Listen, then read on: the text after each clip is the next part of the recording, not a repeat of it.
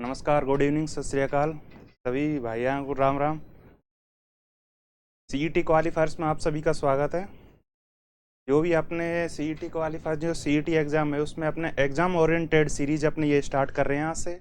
तो आज अपना फर्स्ट टॉपिक बायोलॉजी का है। फर्स्ट टॉपिक अपने जो इंटरनेशनल यूनिट है उससे रिलेटेड स्टार्ट करते हैं। अपने हर सब्जेक्ट के जो भी एग्ज़ाम ओरिएंटेड क्वेश्चन होंगे वो क्वेश्चन प्लस उसमें उसका एक्सप्लेनेशन विद एक्सप्लेनेशन अपने डिटेल सोल्व करेंगे।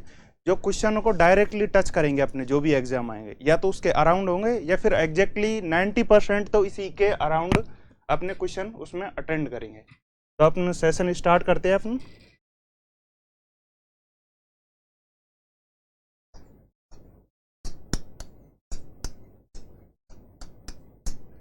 बायोलॉजी का अपना फर्स्ट टॉपिक स्टार्ट करते हैं अपन। तो फर्स्ट क्वेश्चन है, मधुमक्खी पालन कहलाता है bee keeping is called apiculture, sericulture, agronomy and horticulture. तो इस क्वेश्चन का आप आंसर दीजिए। तो मधुमक्खी पालन का कहलाता है अपना एपीकल्चर। इसका तो ये अपने आंसर होगा। अब इसका अपना डिटेल एक्सप्लेनेशन देखते हैं कि एपीकल्चर, सेरिकल्चर, एग्रोनॉमी और हॉर्टिकल्चर इनमें डिफरेंस क्या होता है। मेनली इनमें क्या है कि जो भी इसकी टर्मिनोलॉजी है ये वाला, ये मेनली इसको अपने को समझना है कि इसको याद कैसे करना है। एग्जाम में आएगा क्वेश्चन यही, लेकिन उससे क्या है कि रिलेटेड इसको क्या बोलते हैं, इसे अपने 4 से 5 क्वेश्चन एक ही क्वेश्चन से अपने को सोल्व हो सकते हैं या फिर उसके अराउंड जो भी उसकी एक्स्ट्रा नॉलेज होगी वो अपने को इसमें देखना है। तो सीरिकल्चर, एग्रोनॉमी एंड हॉर्टिकल्चर। हॉर्टिकल्चर होता है अपने बागवानी,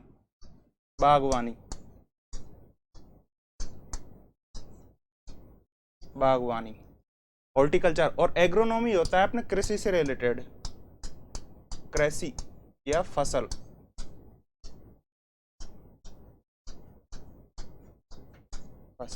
और एक ही इसमें टर्म्स होता है एग्रोस्टोलॉजी। एग्रोस्टोलॉजी मतलब होता है घास का अध्ययन, एग्रोस्टोलॉजी।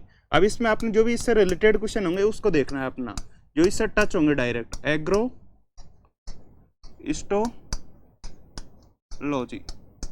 एग्रोस्टोलॉजी का अध्ययन होता है घास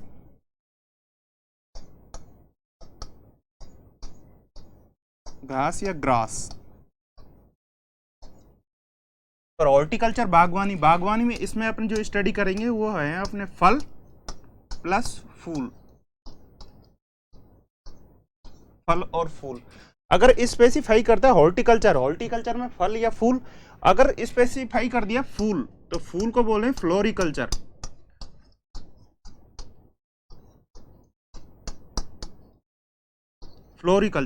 और फल की अगर स्टडी करना है तो अपने फल की स्टडी हो जाएगा पोमोलॉजी।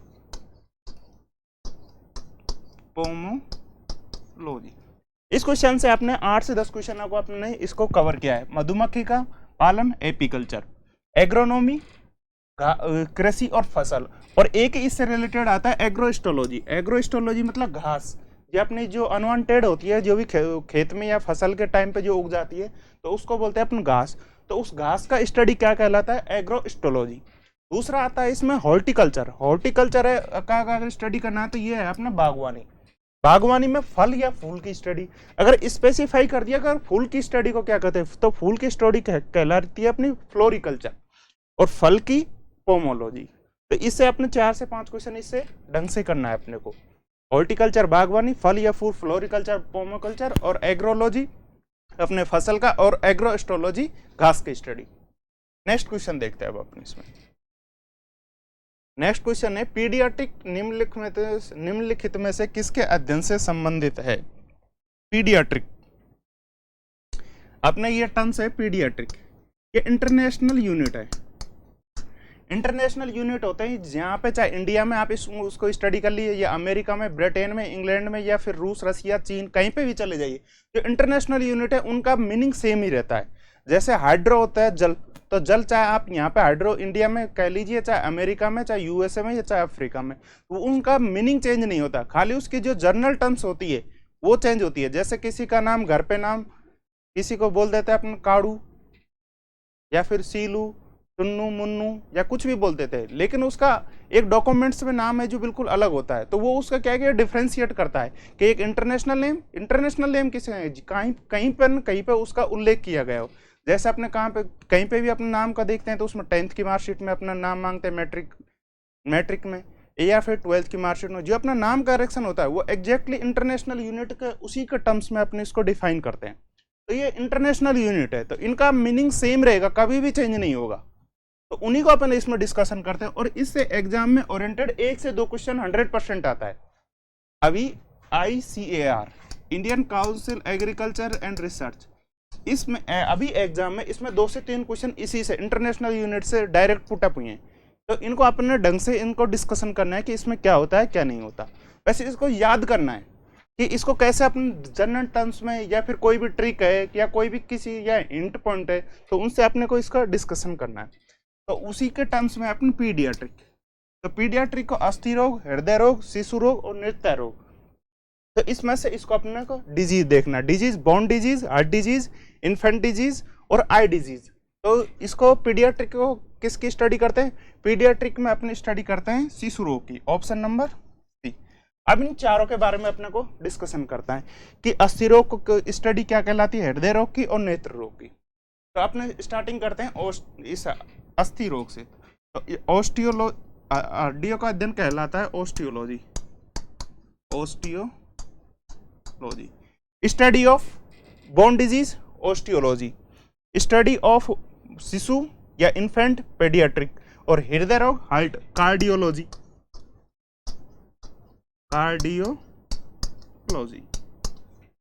स्टडी ऑफ नेत्र रोग तो बोलते हैं ऑप्थेल्मा,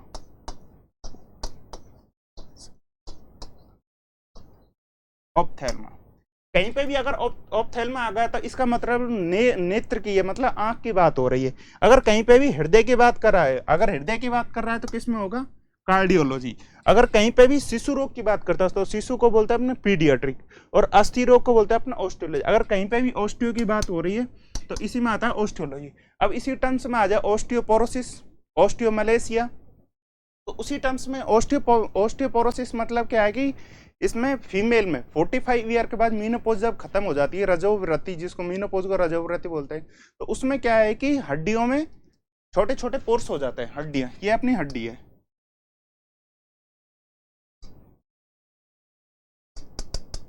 ये अपनी हड्डी है। तो इसमें क्या है कि छोटे छोटे पोर्स हो जाते हैं। इन पोर्स के कैल्शियम की कमी से या फिर एस्ट्रोजन हार्मोन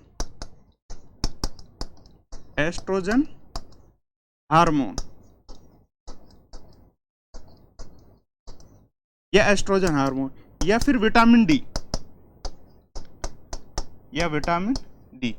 ओस्टियोपोरोसिस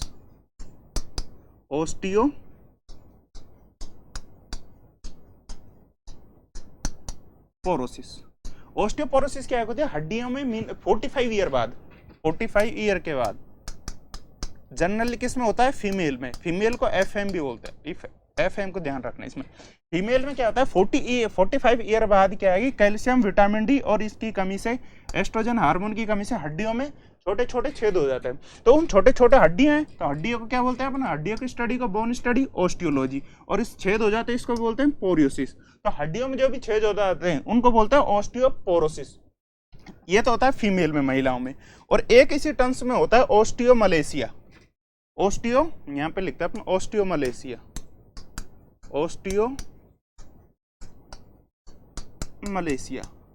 ऑस्टियोमलेशिया में क्या होता है कि बच्चों में क्या होता है, जनरली ये बच्चों में होता है। बच्चों में क्या है कि हड्डियां हैं जो बिल्कुल ऐसी हो जाती है अपने माइक्रो की तरह हो जाती हैं, जिसे बोलते हैं अपने क्षुण या फिर नष्ट या फिर सॉफ्ट। तो ऑस्टियोमलेशिया में क्या है कि हड्डियां जो सॉफ्ट हो जाती हैं, जो इजीली, जैसे किसी ने यहाँ से बेंड किया तो हड्डियां टूट गई, तो उसको बोलते हैं अपना ऑस्टियोमलेशिया। फीमेल में ऑस्टियोपोरोसिस, 45 ईयर बाद कैल्शियम की कमी से, एस्ट्रोजन हार्मोन या विटामिन डी की कमी से, तो ऑस्टियोपोरोसिस, ऑस्टियोमलेशिया, और यहाँ से अपना गएगा ऑस्टियोलॉजी। तो जहाँ पे भी अगर ऑस्टियो की बात हो रही है तो वहाँ पे जनरल ये समझना है अपने हड्डियों की बात हो रही है। अब इसमें हृदय, कार्डियोलॉजी, अगर कहीं पे भी कार्डियोलॉजी का जाए, कहीं पे भी अगर कार्डियो किस बात हो रही है तो वहाँ पे हृदय की बात हो रही है। दूसरा अपन लेते हैं नेत्र, ऑप्थेल्मा का जर्नली जहाँ पे भी अगर ऑप्थेल्मा आ गया तो उसका जनरल सा मीनिंग है नेत्र की बात हो रही है। अब नेत्र जैसे विटामिन ए की कमी से जर्नली रोग होता है रतौंधी। अब एक एग्जाम में ये आया था, विटामिन ए की कमी से बेरी बेरी, रिकेट्स सूखा, ओस्टियोमलेशिया, ओस्टियोपेरोसिस और जीरोप्थेल्मा। रतौंधी आया ही नहीं, तब आप क्या करोगे? तो उस टाइम पे क्या होता है कि ओप्थेल्मा अपने को दे रखा था। ओप्थेल्मा मतलब किसकी बात हो रही है? आंख की। तो कहीं पे भी अगर ओप्थेल्मा आ गए तो वहां पर ओप्थेल्मा मतलब आंख की बात। अब इसमें आता है जीरोप्थेल्मा। जीरोप्थेल्मा, जीरो मतलब होता है ड्राई। जैसे अपने राजस्थान में या फिर मरुस्थल में जहाँ पे भी जो पौधे पाए जाते हैं उनको बोलते हैं जीरो प्लांक्टन। प्लांक्टन मतलब पौधे, और जीरो मतलब ड्राई। जहाँ पर अगर शुष्क जगह में कहीं पे भी अगर पौधे का अगर विकास होता है तो उसको बोलते हैं जीरो प्लांक्टन। तो जीरो मतलब ड्राई का, तो इस ऑप्थेल्मा का आगे क्या लगा दिया आपने? जीरो। जीरो, तो जीरोप्थेल्मा मतलब जीरो मतलब शुष्क, ऑप्थेल्मा मतलब आंख। अगर आंख शुष्क हो जाती है, अपने रेडनेस आंख में अगर आ जाती है तो उसको बोलते हैं अपने जीरोप्थेल्मा, मतलब रेडनेस ऑफ द आई। तो शुष्क आंख, शुष्क आंख या ड्राई आई, इसमें आंख का कलर कैसा हो जाता है? रेड कलर हो जाता है। तो इसलिए जीरोप्थेल्मा मतलब शुष्क आंख। तो इससे रिलेटेड आपने देखो 8 से 10 क्वेश्चन पीडियाट्रिक का किया, शिशु रोग, अस्थि रोग से देखा आपने 3 क्वेश्चनों को यहां से किया, ऑस्टियोलॉजी, ऑस्टियोपोरोसिस, ऑस्टियोमलेशिया। फिर शिशु रोग से आपने किया था पेडियाट्रिक।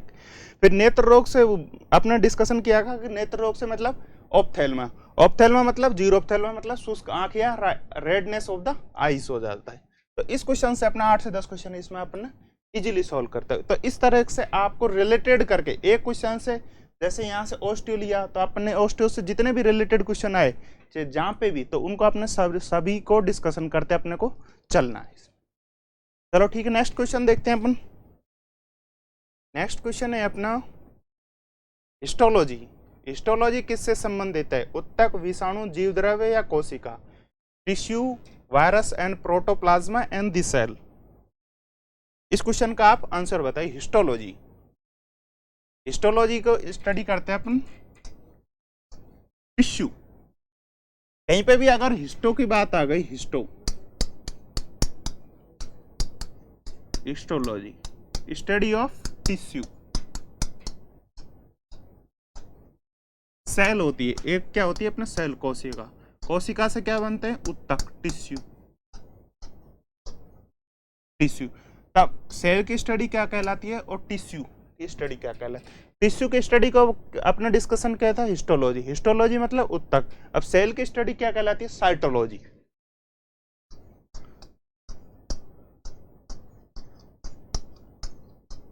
साइटोलॉजी, सेल का अध्ययन, साइटोलॉजी। सेल से जो छोटी छोटी सेल होती है उनसे किसका निर्माण होता है? टिश्यू या उत्तक का। तो इससे अपना डिस्कशन किया था कि टिश्यू का स्टडी क्या कहलाती है अपनी? हिस्टोलॉजी। और सेल से स्टडी क्या कहलाती है? साइटोलॉजी। तो दोनों क्वेश्चनों का अपन ने इसमें डिस्कशन किया, ठीक है। और वायरस या विशाल, इसको आप ध्यान रखिए, कोरोना क्या एक वायरस है, तो वायरस की स्टडी क्या कहलाती है? Virology. Study of virus, virology. इसमें जितने भी क्वेश्चन है उनका सब ने अपना डिस्कशन कर लिया है। पूरा क्वेश्चन का अपन ने एक तरह से पोस्टमार्टम कर दिया है कि study of tissue, study of virus, study of cell and study of tissue. Tissue की स्टडी हिस्टोलॉजी, सेल की स्टडी साइटोलॉजी, वायरस की स्टडी वायरोलॉजी। आप एक बार साथ साथ अगर आपको इसको रिपीटेशन करेंगे तो आपको क्लास में ये याद हो जाएगा, आपको घर से पढ़ने की बिल्कुल जरूरत नहीं है। इसको आप क्या है, रिपीटेशन में डालिए। रिपीटेशन जहाँ से यहाँ पे पढ़ रहे हैं उसको मन मन में धीरे धीरे साथ साथ बोलिए। जैसे वायरोलॉजी, वायरस आ रहा था, इसमें भी वी का टर्म्स आ रहा है, इसमें भी वी का टर्म्स आता है। Virology virus, virology virus. अगर आप इसको 2-3 बार रिपीट करेंगे तो यहीं से आपको क्या है कि याद हो जाएगा। अब जैसे आपने पढ़ा है कि भाई कोशिकाओं से उत्तक का निर्माण होता है, टिश्यू, तो इसको स्टडी कीजिए कि सेल को क्या, सेल को स्टडी क्या कहलाती है? साइटोलॉजी। और टिश्यू की study histology. Cytology histology, cytology histology. तो इस तरह से आपको क्या है कि क्लास में याद हो जाएगा। यहीं पे अलग से कोई आपको मेहनत करने की जरूरत नहीं पड़ेगी। यहीं पे जो कंटेंट जो पढ़ाया जाएगा वो स्टैंडर्ड कंटेंट होगा बिल्कुल। इससे आपको क्या है कि 1-2 बुक या आपको कोई भी टर्म्स नॉलेज खोजने की जरूरत नहीं है, यहीं से आप उसको पूरा अपने कवर कर सकते हैं। नेक्स्ट क्वेश्चन देखते हैं। नेक्स्ट क्वेश्चन है अपना, जीव विज्ञान शब्द का सर्वप्रथम किसने किया प्रयोग? अरस्तु ने, पुरकिंजे ने, वालमैन ने, लैंगमार्क एंड टेविरेंस ने। इस क्वेश्चन का आंसर बताइए। जीव विज्ञान शब्द का, इसमें क्वेश्चन को ढंग से अपने को देखना है, इसको अंडर मार्क करना है कि शब्द का यूज। पहली बात ये शब्द किसने दिया और इसका यूज किसने किया, और जीव विज्ञान की जो स्टडी है वो कैसे करते हैं अपन। इस क्वेश्चन को ढंग से करना है, इससे दो से तीन क्वेश्चन इसमें से निकलेंगे अगर आपने ढंग से अगर स्टडी किया है तो। इसको जीव विज्ञान शब्द का प्रयोग किसने किया और जीव विज्ञान दिया किसने, दोनों क्वेश्चन अलग अलग है। अगर क्वेश्चन पूछ रहा है कि जीव विज्ञान शब्द का यूज किसने किया, उसको अपने को देखना है। और जीव विज्ञान का फादर ऑफ जीव विज्ञान, father of biology, father of zoology, father of botany, तो इसी तरह से वो फादर अलग है। और इस शब्द का यूज किया है, पहली बात तो किसी ने शब्द दिया होगा, शब्द दिया है तो उसके बाद उसमें सब्जेक्ट का डिस्कशन करते हैं। तो शब्द किसने दिया और उसके फादर कौन कहलाते हैं, दोनों क्वेश्चनों को अपने ढंग से देखना है। जीव विज्ञान शब्द का पहली बार ये यूज किया वो लैमार्क एंड ट्रेविरेंस ने किया। और father of biology, father of biology इसमें आता है तो फादर ऑफ बायोलॉजी आता है अरस्तु, फादर ऑफ बायोलॉजी। तो इसी में आप एरो लगा के लिख लिए फादर ऑफ बायोलॉजी, पिता, इसको पिता वहां कर देते हैं, फादर ऑफ बायोलॉजी अरस्तु। एंड जीव विज्ञान बायोलॉजी का शब्द किसने दिया, शब्द दिया जीव विज्ञान शब्द, जीव विज्ञान शब्द दिया है अपना लैमार्क एंड ट्रेविरेनस ने, और फादर ऑफ बायोलॉजी अरस्तु। इस चीज को ढंग से आपने को डिस्कशन करना है कि फादर का यूज किस पूछ रहा है या फादर पूछ रहा है। नेक्स्ट क्वेश्चन देखते हैं आप इसमें।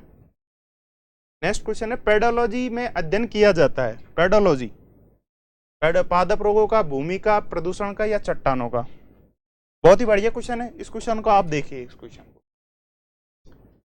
ये क्या है कि जो इंटरनेशनल टर्म्स होती है उनको क्या है कि समझने में थोड़ा टाइम लगता है, क्योंकि इनका टर्मिनोलॉजी भारी होती है, इनका कभी अपने को यूज ही नहीं करना पड़ता, खाली इनको अपन पढ़ना तब अपना एग्जाम आता है तब।